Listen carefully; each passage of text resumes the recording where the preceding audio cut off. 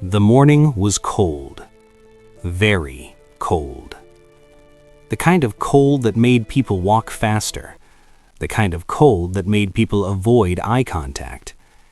Inside the small grocery store, the air was warmer, but not kinder. Fluorescent lights buzzed softly above. Carts rolled across the tiled floor. Beep, beep, beep. People moved quickly, busy, focused on their own lives. No one noticed the door open slowly. An old man stepped inside, very slowly. He looked fragile, 84, maybe older.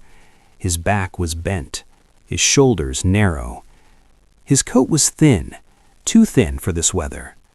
Gray, faded, worn by many winters. His shoes were cracked, the soles uneven, each step careful, measured. He paused just inside the door, as if gathering strength.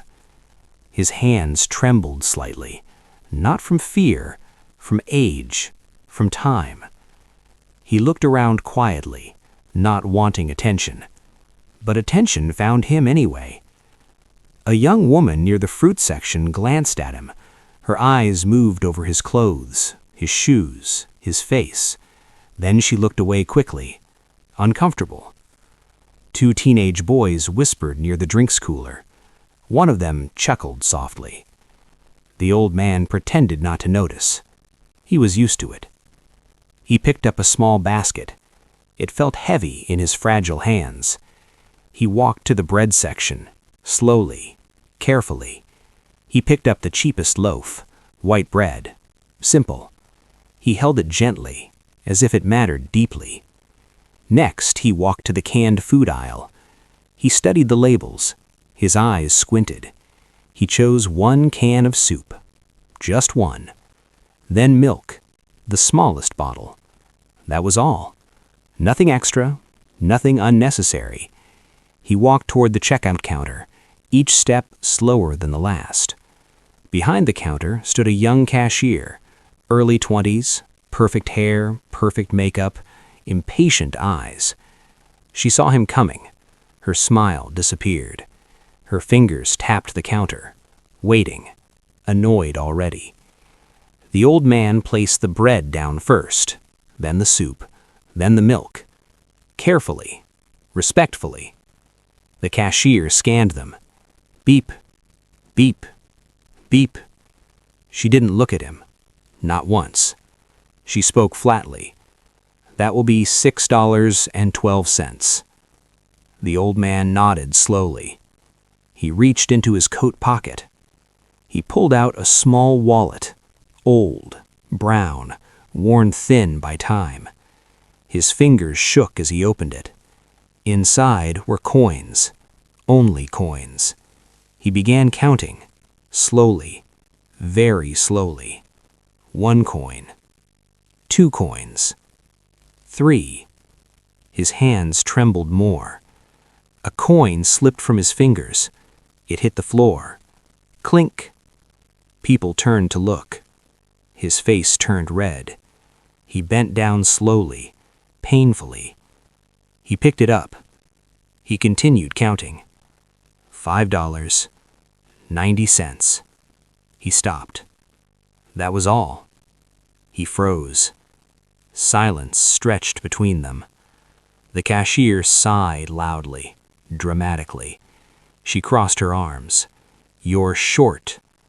Her voice was cold, sharp. The old man swallowed. I'm sorry," he whispered. "I can put something back."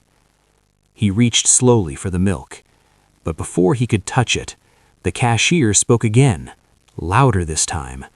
"This isn't the first time." The old man froze. People looked over. Her voice rose. "I've seen you before." She narrowed her eyes. "You always come here." She leaned forward. "And things always go missing." A ripple moved through the store. Whispers began. The old man's eyes widened. "No," he said weakly. sadly. "I never—" But she cut him off. "Open your wallet." His heart stopped. He clutched the wallet tightly. Fear filled his eyes, deep fear. Not the fear of guilt, the fear of losing something precious. The manager appeared, tall, serious, unkind eyes. "What's the problem?" he asked. The cashier pointed. "He's stealing." The word hung in the air, heavy, cruel. Stealing. People stared openly now. Someone pulled out a phone, recording. The old man stood frozen, alone. The manager stepped closer. "Open the wallet." The old man didn't move. His hands trembled violently now. His eyes filled with tears, not from shame, from fear, from pain, from something deeper. He whispered, "Please." But no one listened. No one helped. No one cared. And just as the silence became unbearable, someone stepped forward. She stepped forward quietly. No sudden movement, no loud sound, just quiet confidence. Her heels touched the floor softly. Step, step, step. People turned to look at her. She was elegant, well-dressed, calm. Her coat was dark, clean, expensive. Her hair was neat, her face composed, but her eyes were different. They were kind, warm, observing everything. She had been standing near the back of the store, watching, listening. She saw the old man's shaking hands. She heard the accusation. She felt the cruelty in the air. And now, she stood beside him, close enough to protect him. The manager looked at her, annoyed. "Yes?" he said. Her voice was calm, soft, but strong. "Is there a problem?" The cashier answered quickly. "He doesn't have enough money." She crossed her arms again. "And he refuses to open his wallet." The woman looked at the old man, really looked at him. His face was pale, fragile, his eyes filled with quiet pain. He looked down, avoiding her gaze, ashamed. She turned back to the cashier. "I see." Silence. Then she reached into her purse, slowly, deliberately. She took out her wallet. She placed money on the counter, enough to cover everything. "And this," she said gently, "is enough." The cashier blinked, surprised. The manager frowned. "Ma'am, you don't need to—" She looked at him, calm, direct. "I know." Silence filled the space again. The cashier slowly took the money. She scanned it. Beep. The sound felt different now, quieter, smaller. The old man didn't move. He stared at the counter, confused, overwhelmed. This is not necessary," he whispered, softly. She turned to him, her expression gentle. "It's okay." He shook his head slowly. "I cannot accept." His pride was still alive, even after everything. She spoke again. "Please, let me help." Her voice held no judgment, no pity, only kindness. The old man's lips trembled. He nodded slightly, not because he wanted to, because he had no strength left to refuse. The cashier placed the items in a bag, without speaking. She avoided looking at either of them. The manager stepped back, uncomfortable now. The crowd began losing interest. Phones lowered, eyes turned away. The moment was no longer entertaining. But the woman stayed. She picked up the bag. She handed it gently to the old man. Their fingers almost touched. He flinched slightly. Not from fear of her, from fear of closeness. He held the bag carefully, like it mattered deeply. "Thank you," he whispered, sadly. His voice was heavy, filled with years of loneliness. She noticed his hands again, thin, fragile, shaking. And then she noticed something else. His wallet. He held it tightly, very tightly, closer than the groceries, closer than anything else, as if it was more valuable than food, as if it held his entire world. He slowly placed it back into his coat pocket, but his hand stayed there, protecting it. She watched this carefully. Something about it felt important. Something about him felt familiar. She didn't understand why, but her heart felt heavy. He turned toward the door, ready to leave, ready to disappear again. Just another invisible old man. But fate was not finished yet, because as he took his first step, something slipped from his hand. Something fell. A small sound. Soft. Almost nothing. But in that quiet moment, it felt loud. The old man froze. He looked down. His wallet was on the floor. It had slipped from his fragile fingers. His breathing stopped. For a moment, he didn't move. Not because he was slow, because he was afraid. Very afraid. The woman saw it too. Without thinking, she bent down. Her hand reached the wallet gently, carefully, respectfully. It felt light. Too light. Worn leather, cracked edges, years of use. As she lifted it, it opened slightly. Just a little. Just enough.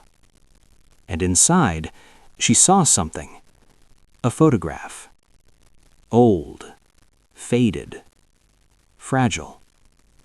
The corners were bent, the surface worn by time.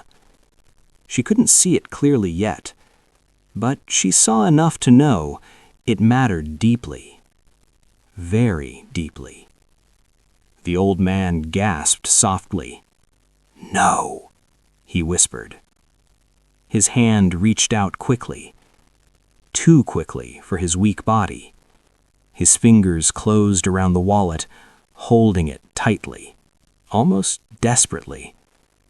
Their hands touched for a brief second. His skin was cold, thin, fragile. His hand trembled violently now. He pulled the wallet close to his chest, protecting it, shielding it. His breathing became uneven, fast, shallow. His eyes filled with something deeper than fear. Memory, pain, love, and loss. "I'm sorry," he whispered. He wasn't apologizing for dropping it. He was apologizing for being seen. The woman stood still. She hadn't meant to look, but now she couldn't forget what she saw. Just a glimpse. A shape. A small figure. A child. She wasn't sure, but something inside her stirred, a feeling she couldn't explain. The old man turned away slightly, his shoulders curled inward, protective, guarded. He placed the wallet back inside his coat, slowly, carefully. His hand remained over it, as if letting go would destroy him. Silence stood between them now, heavy, full. She wanted to ask, but she didn't. She could feel his pain. Some questions hurt too much. He took a slow step toward the door, then another. Each step fragile, each step carrying years of loneliness. He stopped suddenly, not turning around, just standing there. His voice came out quietly. "Thank you for your kindness." He didn't wait for a response, because kindness was unfamiliar now, rare, dangerous to trust. He walked forward again, closer to the door, closer to disappearing. The woman watched him. Her heart felt heavy. She didn't know why.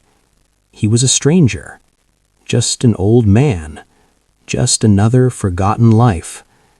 And yet, something about that photograph, something about his eyes, something about his pain. It felt familiar, very familiar. And she knew this was not the end of his story. Many years ago. He was not old. He was not fragile. He was not invisible. He was strong. His back was straight, his hands steady. His eyes were full of life. His name mattered. People called him with respect. He woke up early every morning, before the sun. The world was quiet then, peaceful. He liked that silence. It gave him time to think, time to hope. He lived in a small house. Nothing fancy, but it was warm, full of life, full of love. There was laughter in that house, soft footsteps, a gentle voice, and tiny hands that held his finger tightly. He remembered the first time, that small hand wrapped around him, trusting him completely. He was afraid, not of danger, but of responsibility. He wanted to be strong enough.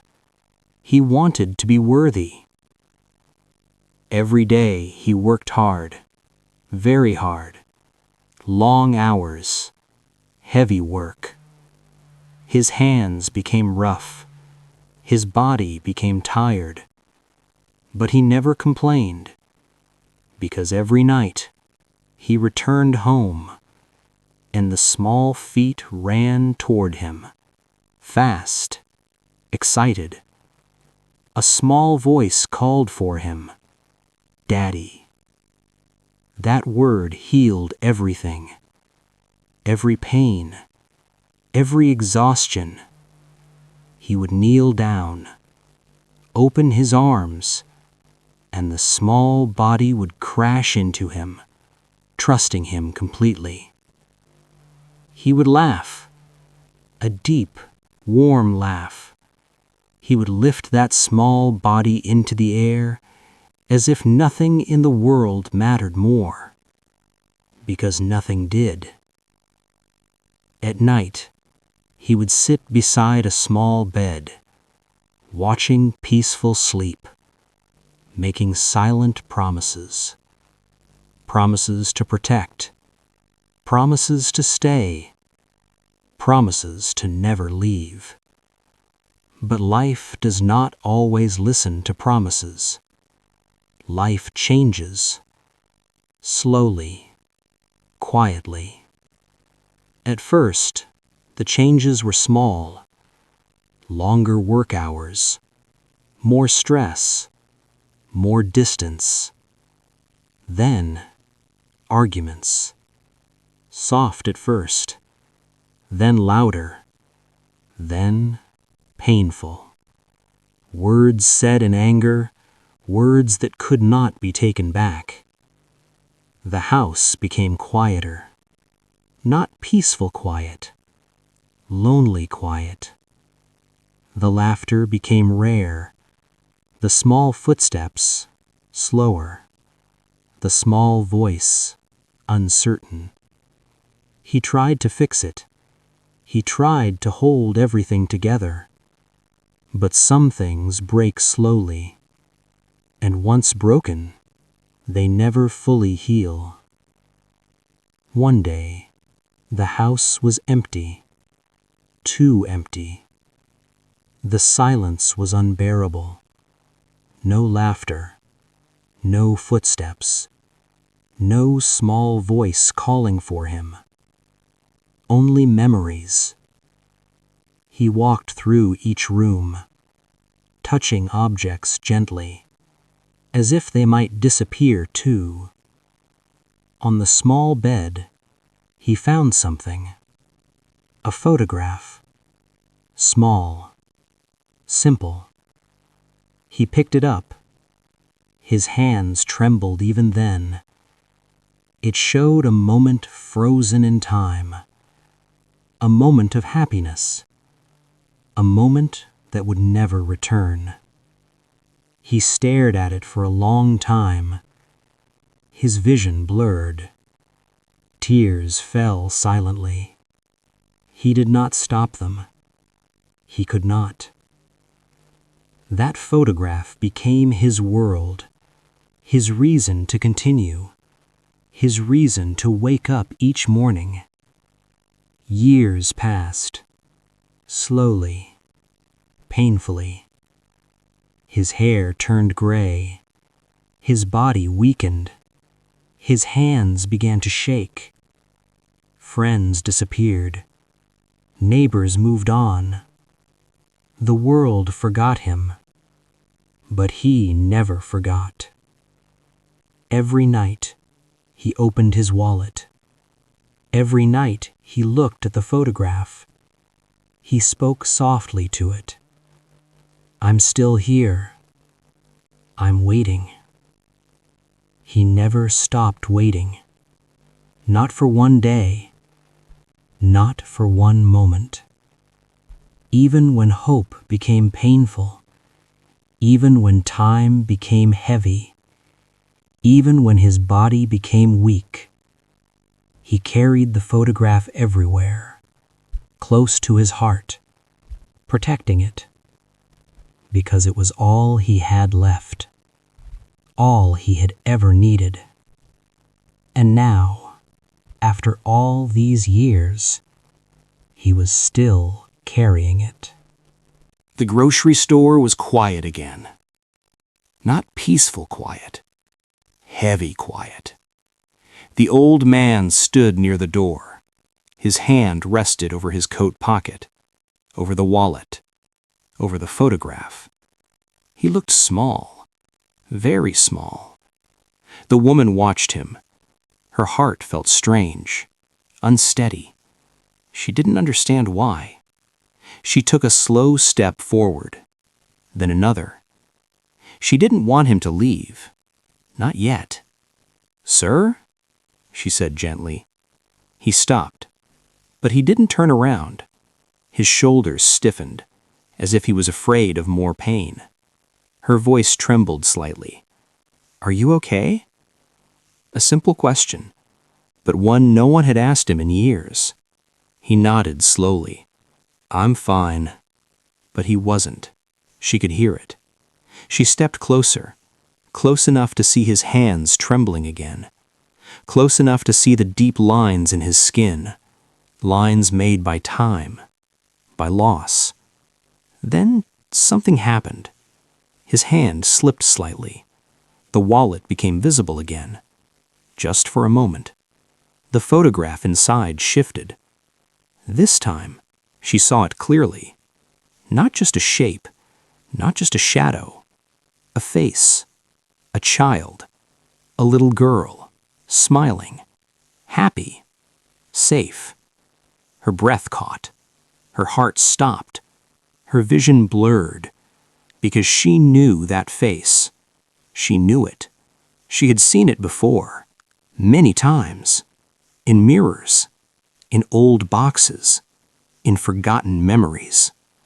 Her hands began to shake. "No," she whispered. The old man heard her voice. He turned slowly. Their eyes met. for the first time, really met. Her eyes filled with tears. She pointed weakly at the wallet. That photo. His face changed instantly. Fear, protectiveness, love. He held the wallet tightly. It's someone I love. His voice broke. He looked down. I lost her many years ago. The words hung between them. She could barely breathe.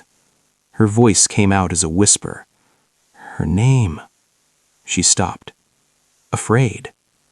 Afraid of the answer. Afraid of the truth. He closed his eyes briefly, as if saying the name might break him. Then he spoke. Emily. The world stopped. Her knees weakened. Her heart shattered and healed at the same time, because that was her name. Her voice trembled. I'm Emily. Silence. Deep. Endless. The old man stared at her, not understanding, not daring to hope. His lips trembled. No, he whispered. His eyes searched her face, every detail. Her eyes, her smile, her presence. Memories flooded his mind. The little girl, the laughter, the tiny hand in his. His breathing became uneven. His voice broke completely. Emily?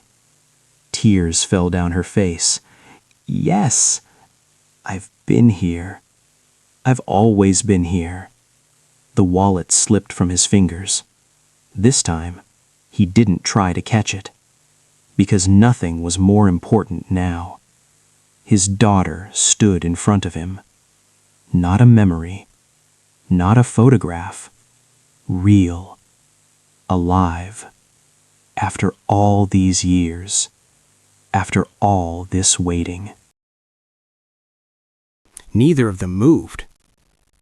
Neither of them spoke. The world around them disappeared. No store. No people. No noise. Only them. Father, daughter, standing face to face after a lifetime of absence. His eyes searched hers, not quickly, slowly, carefully, as if afraid she might vanish, as if afraid this was only a dream. His lips trembled. I thought, he whispered. Broken. He couldn't finish. The words were too heavy, too painful. She stepped closer. Tears fell freely now. I looked for you, sobbing softly. I didn't know where you were. I was just a child. Her voice carried years of loss, years of questions, years of emptiness. His face collapsed into grief. Not loud grief, quiet grief, the kind carried for decades. I waited, he said, softly, every day. His hand slowly reached forward, then stopped, hovering in the air. He was afraid to touch her, afraid she might disappear. She saw his hesitation. She took his hand gently. His skin was cold, thin, fragile, but real. He gasped softly, as if feeling life again. Her hand tightened around his. I'm here now, warmly. Those 4 words healed years of pain. His body trembled, not from weakness, from emotion. He pulled her closer slowly. She stepped into his arms, carefully, gently. He held her like he once did, not strong, but full of love. His chin rested on her shoulder, his eyes closed. Tears fell silently. Not tears of loss, tears of return. Around them, the store was silent. The cashier stood frozen, her face pale, her eyes filled with regret. The manager looked down, ashamed. The people who watched earlier said nothing now, because they understood. They had judged a man without knowing his story. They had seen weakness, but not love. They had seen poverty, but not devotion. They had seen age, but not sacrifice. The old man pulled back slightly. He looked at her face again, memorizing it, as if time might steal it again. "You grew up," he whispered. Soft smile. She laughed softly through tears. "I waited for you to say that." He smiled. A real smile. Maybe his first in years. She picked up his wallet from the floor. She opened it gently. The photograph was still there. The little girl, frozen in time. She looked at it, then at him. "You kept it." Sad smile. He nodded. "I never let you go." She placed the wallet back in his hands. But this time, he wasn't holding the past anymore. He was holding the present. He was holding her hand. And he wasn't alone anymore. They walked toward the door together. Slowly. Not because he was weak, because they wanted to stay in the moment. Outside, the cold was still there, but it didn't feel the same, because warmth had returned. Not from the weather, from love, from forgiveness, from reunion. Sometimes the people we think are lost are only waiting to be found. Sometimes the people the world ignores carry the deepest love.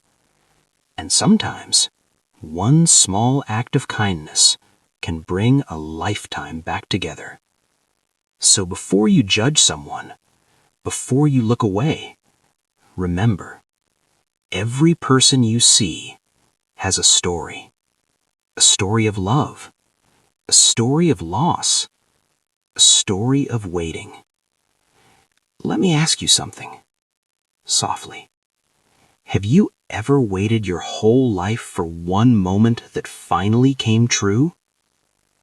If this story touched your heart, stay with us, because some stories remind us what truly matters, and sometimes they help us find pieces of ourselves again. You are not alone, and neither was he. The end.